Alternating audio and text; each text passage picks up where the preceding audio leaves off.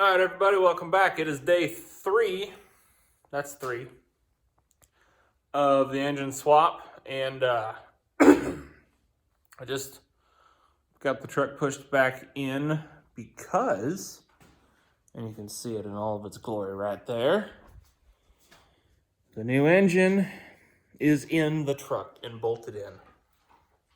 By bolted in, I mean there's only 2 bell housing bolts, but the motor mounts are bolted in, and the bell housing is attached to the engine. Not by a lot, but it is attached. Obviously, I will put the rest in.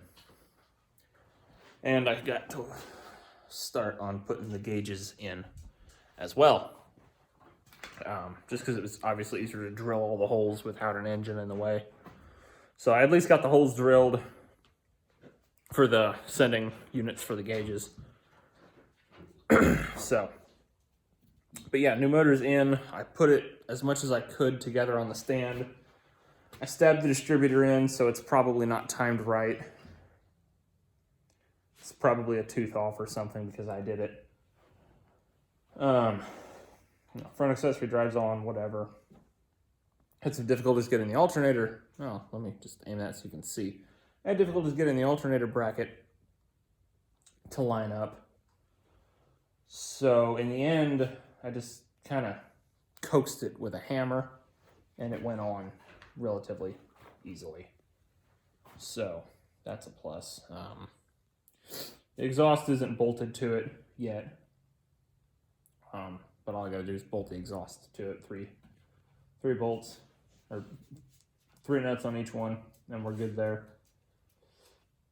I got 2 wires on the starter to connect and tighten those bolts. Fuel pump, or fuel hose, alternator wires, distributor power, a couple of vacuum hoses, put the carburetor on, radiator hose, fill it with coolant, fill it with power steering fluid, fill it with oil. Crank it to prime the carburetor. Yeah, there's really not that much left to do, honestly.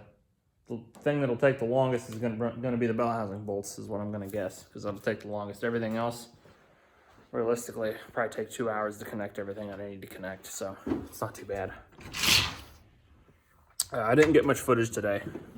I'll probably roll this in with the day 2 video. I didn't get a whole lot of footage today just because I left my camera out in the garage overnight and it killed the battery. So that was charging up, and I wanted to get this rolling because I have to do a wheel bearing on my car, and even though it's a 2-car garage, one side is storage because I have too much stuff. And I don't have any tools in the house garage. I only have them in the separate garage. So it's, not a big hurry, but it is a thing. So yeah, it's gonna, well, that won't do it for today, but that's all for now, folks.